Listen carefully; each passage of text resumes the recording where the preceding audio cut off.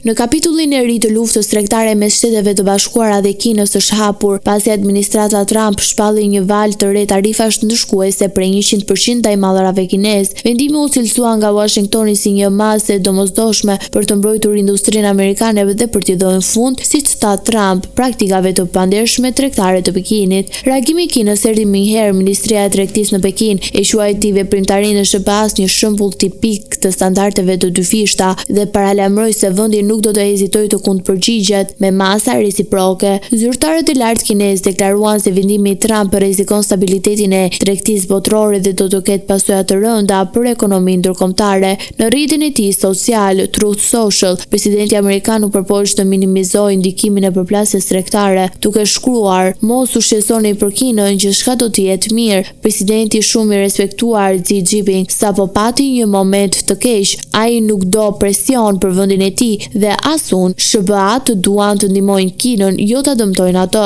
Pak orë më vonë, duke folur me gazetarët në avionin presidencial, Trump i cilësoi Xi Jinping si një njeri të ashpër për të zgjuar dhe udhëheqës të shkëlqyer për vendin e tij, duke shtuar se marrëdhëniet do të zgjidhen shumë shpejt. Tarifat e reja do të vinë me njoftimet e qeverisë kineze për kontrollet e eksportit të metaleve të rralla, të cilat janë jetike për industrinë teknologjike amerikane. Vendimi i Pekinit sipas Trump përbën një pozicion jashtëzakonisht agresiv dhe një trup moral që synon të godasë ekonominë amerikane. Analistët ndërkombëtar vlerësojnë se ky përshkallëzim i ri mund të ndikojë ndjeshëm në tregjet financiare globale, duke rritur pasurinë dhe zinxhirët e furnizimit dhe në çmimet e lëndëve të para. Megjithatë, të dyja palët kanë lënë të hapur mundësinë e negociatave me Trump, që përsëriti se SBA dëshiron të ndihmojë Kinën, jo ta dëmtojë atë.